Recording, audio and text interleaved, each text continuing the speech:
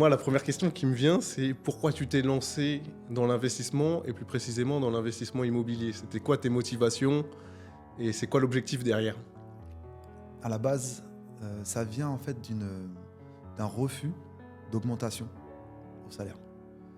En fait, dans l'entreprise dans laquelle je travaillais, ils ont mis un système en place de coef Ouais. et ça n'avait jamais été fait auparavant. Donc, ils m'ont demandé quel coefficient j'appartenais et en fonction des diplômes, je devais prétendre à une lettre qui était D, par exemple. Je suis parti voir la directrice, on a fait les statistiques et je lui ai dit voilà, moi je me positionne à D, ça correspond à tant de niveau de rémunération. Elle m'a dit non. Comment ça, non?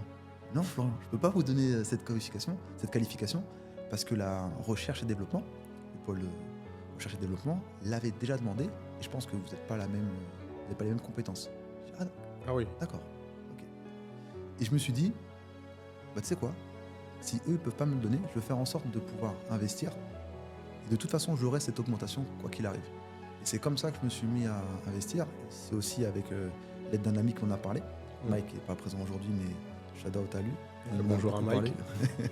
On a beaucoup parlé et moi à l'époque je lui disais non, j'ai pas besoin, je gagne suffisamment, je peux voyager, j'ai pas cette nécessité. Et il m'a dit tu dois investir parce que si tu travailles pas, bon, si tu ne gagnes pas d'argent pendant que tu dors, tu travailleras toute ta vie.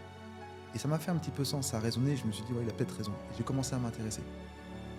Et à terme, c'était pour avoir une sorte de retraite quand j'arrêterai de travailler. Et de fil en aiguille, j'ai commencé à investir, ça a commencé à fonctionner. En fait, j'ai compris une sorte de formule mathématique, et j'ai dupliqué,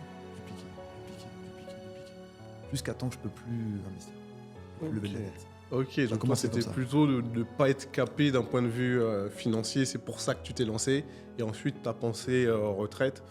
Moi de mon côté c'était peut-être un peu plus l'inverse, je me C'est suis vrai? dit qu'il faut être à la retraite au plus tôt. C'est vrai. Et bah, plus tôt tu investis, bah, plus tôt tu as des loyers, si c'est dans l'immobilier, tu as des dividendes, si c'est la bourse, C'est vrai. voilà, si tu as des actifs. Donc moi, c'était l'une des choses qui m'avait motivé à investir. Effectivement, bah, avoir des revenus complémentaires également.